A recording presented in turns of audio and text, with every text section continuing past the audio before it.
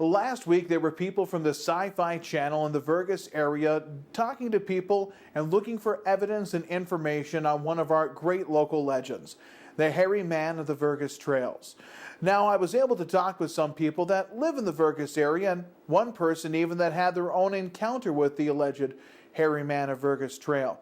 I got a lot of this information from Kim Doyle at the Vergas 66 gas station, who was one of the people that got the Sci-Fi Channel to come to town and discuss this topic with people. I also got a lot of information from Sherry Hansen, who did a Vergas piece on a television show here right on TV3 about the hairy man of the Vergas trail.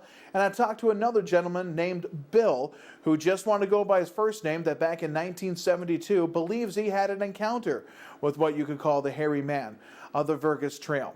So what is the hairy man of the Vergas trails? I don't know. I consider myself somebody that would be probably an optimistic person who would like to think it could be true, but probably thinks it really isn't. But where did the legend come from? At some point, it's clear that there's some strange stuff that must go on back at the Vergas trails, because the legend has been going around for years and years. In the 1970s, there had to be somebody, maybe a hermit, maybe it was some kind of a weird creature that lived back there.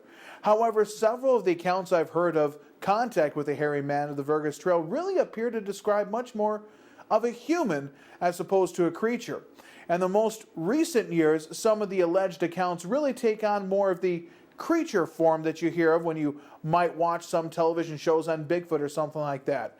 Many of the original stories really talk about a man with, as the name implies, extremely long hair, lots of facial hair, and somebody that almost wanted to be left alone.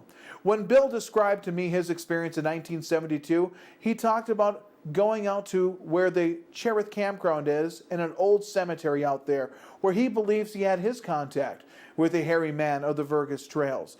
And he described a man, and just that, a man about 5'6", extremely hairy, with a ball cap on and a dog with him. And it was at the cemetery.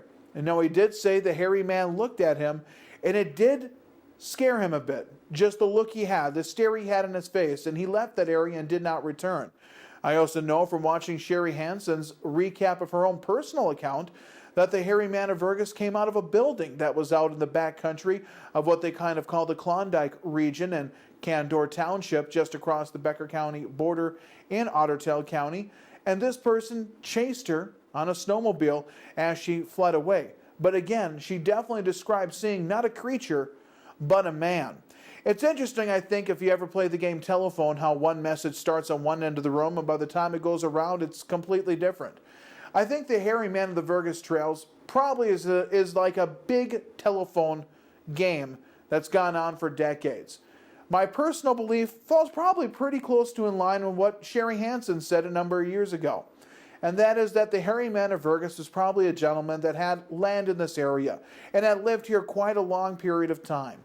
And then at some point, either he got too old to take care of that land, or maybe mental illness, such as early signs of dementia or something along those lines, could have then stepped in and caused this man either to not realize some of his property is being sold off, or maybe he knew it and was just angry about it. All the accounts of cars being attacked and scaring people and weird voices being heard in the woods could have all been attributed to this person, although some of it, no doubt, has to just be high school kids out having a prank and out trying to have a good time. Regardless, I welcome the fact the Sci-Fi Channel's here to look at the hairy man story. Maybe they can turn something up. I doubt anything concrete will come of it. But as they finished filming last week, I hope they can go back to Hollywood, California, and put an entertaining show together and let us find people here in the Lakes area no one's going to air, so we can see exactly what they think of our legend of the hairy man.